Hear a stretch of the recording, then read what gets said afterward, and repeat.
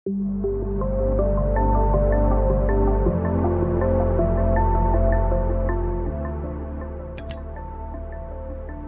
tentang kemunculan alien bukanlah hal baru yang menyita perhatian dunia. Di Meksiko, digelar sebuah kongres terkait penemuan dua jasad yang diduga alien dengan 3 jari pada setiap tangan dan bentuk kepala yang aneh. Menurut Reuters, kantor berita internasional, temuan ini adalah makhluk luar angkasa yang berada di Peru. Namun, tak sedikit yang meragukan klaim kantor besar tersebut.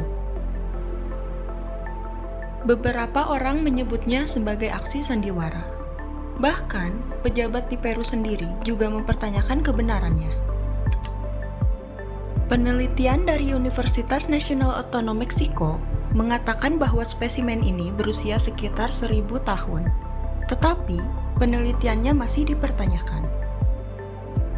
Jadi, apakah ini benar-benar bukti adanya alien atau hanya sebuah kebingungan?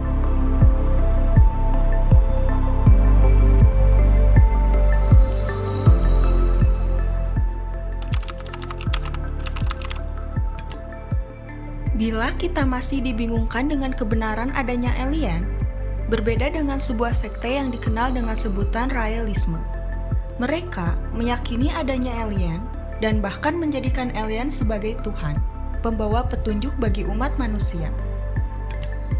Raelisme, atau yang juga dikenal sebagai gerakan Raelian, memiliki asal-usul yang unik.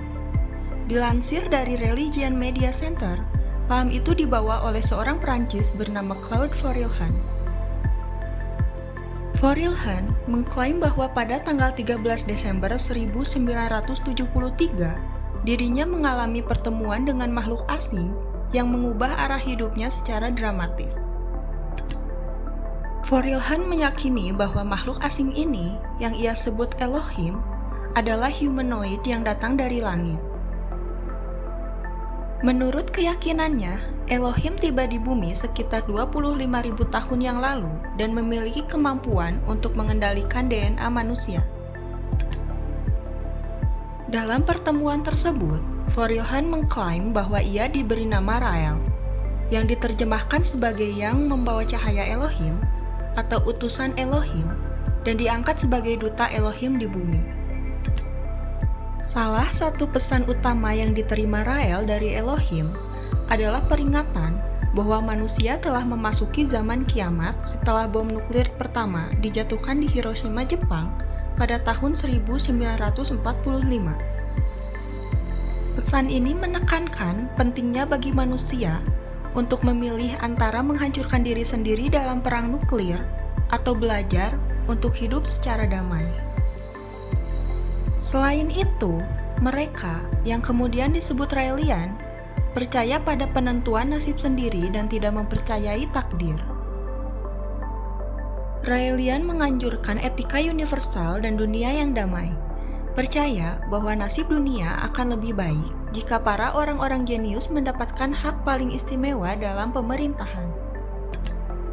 Sebagai penganut paham ada kehidupan di angkasa luar, Raelian berharap para ilmuwan dari umat manusia akan mengikuti jejak Elohim, yaitu menjelajahi angkasa luar sampai pada level kosmos dan membuat kehidupan di planet lain. Raelian yakin dan percaya bahwa kebangkitan Yesus Kristus adalah melalui proses sains cloning dengan teknik memori transfer oleh Elohim. Mereka juga sedang melakukan riset pengkloningan untuk akses kehidupan kekal.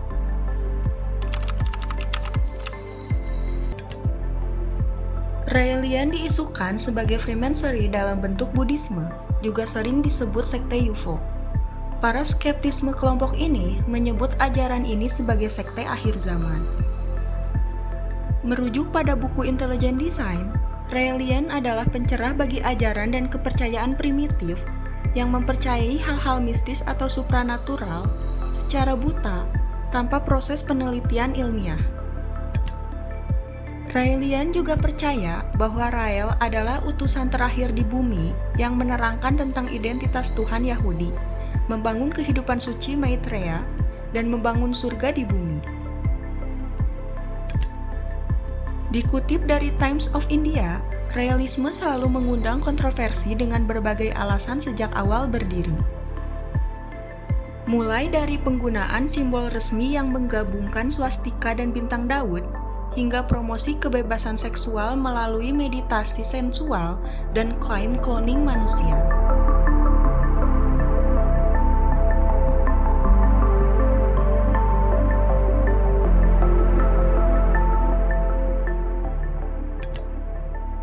Meskipun banyak pemberitaan negatif tentang sekte ini, para pengikutnya memiliki pembelaan. Mereka berpendapat bahwa apa yang diadvokasikan oleh Rael bukan semata-mata tentang kebebasan seksual, melainkan juga tentang menghindari hipokrisi dalam masyarakat yang sering menekan insting-insting dasar manusia.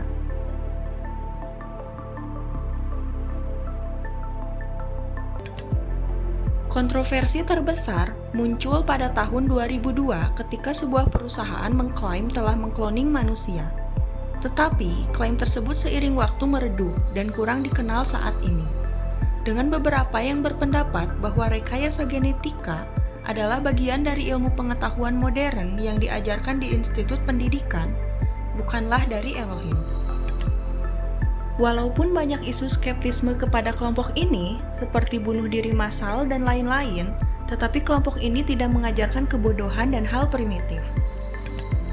Raelian mengajarkan cinta kasih universal atau amanat Maitreya, pemerintahan berdasarkan inteligensi dan kehidupan masa depan dengan teknologi atau genokrasi, dan mencintai diri sendiri. Larangan dalam kelompok ini adalah dilarang minum minuman yang mengandung alkohol dan kafein, juga menggunakan rokok, serta obat-obatan karena bisa merusak struktur DNA dalam tubuh.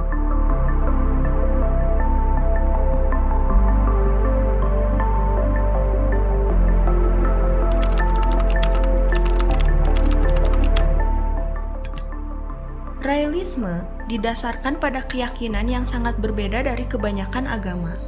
Dilansir dari religionmediacenter.organization.uk, sekte ini meyakini bahwa Elohim menciptakan kehidupan di bumi dengan cara ilmiah. Elohim, menurut keyakinan Raelisme, memiliki teknologi tingkat tinggi yang memungkinkan mereka menciptakan manusia, hewan, serta lingkungan. Elohim dianggap sebagai makhluk yang sama dengan manusia, namun berukuran lebih kecil. Salah satu keyakinan sentral Raelisme adalah keyakinan akan kemampuan manusia untuk mencapai ketidakmatian relatif melalui cloning dan perjalanan antariksa. Mereka meyakini bahwa Elohim memiliki teknologi yang akan memungkinkan manusia mencapai ketidakmatian dengan menciptakan kembali kehidupan dari DNA. Hal menarik lainnya adalah keyakinan bahwa individu yang telah memberikan kontribusi luar biasa bagi kemanusiaan, bahkan jika mereka bukan anggota Raelisme, akan dianggap layak untuk diciptakan kembali oleh Elohim. Dalam komunitas ilmiah, reproduksi cloning hanya merujuk kepada penciptaan identik genetik kehidupan. Genetically identic tidak berarti semuanya sama. Cloning semacam ini tidak menghasilkan sesuatu yang hidup dari kenangan atau pengalaman atau memori sebelumnya. Namun, dalam diskusi Raelian, cloning kadang tampaknya tidak hanya merujuk ke cloning reproduksi, tetapi juga cloning reproduksi manusia dengan tambahan pikiran atau mentransfer otak maupun memori sebelumnya ke tubuh baru atau proses klon dewasa. Raelian mengambil kesimpulan ini dan meyakini bahwa kemanusiaan dapat mencapai kehidupan kekal hanya melalui ilmu cloning. Menurut buku Ya untuk Cloning Manusia, tahap pertama ini adalah proses cloning yang panjang, yaitu membuat embrio manusia melalui cloning manusia. Salah satu pembimbing Raelian menyatakan bahwa ada salah satu perempuan Amerika telah mengalami prosedur cloning dari jenis ini dan telah melahirkan seorang gadis bernama Eve di 26 Desember 2002.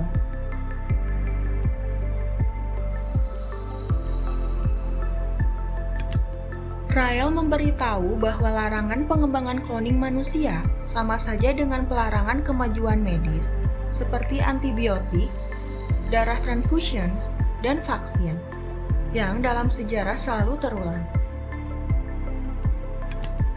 Rael mengatakan bahwa di masa mendatang, para ilmuwan akan menemukan sebuah proses percepatan pertumbuhan di mana sebuah proses seperti perakitan sendiri, yaitu mengembangkan sel secara cepat atau bahkan pembuatan sel seluruh tubuh manusia secara nanoteknologi dengan proses yang singkat. Tahap ketiga adalah transfer dari memori dan kepribadian yang asli ke klon dewasa. Untuk proses pemeliharaan satu cabang, satu kepribadian, dan satu memori, rekaman masing-masing ingatan dari pikiran manusia akan diperlukan sebelum waktu kematian dan akan ditransfer ke tubuh klon dewasa setelah tubuh yang asli telah mati. Pada akhir tahap adalah pengembangan.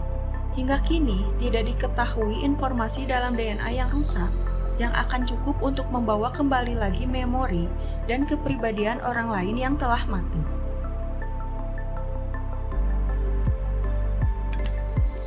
Dilansir dari The Guardian, meski sering dianggap sebagai sekte pemuja alien, mereka sangat tertarik pada keabadian ilmiah.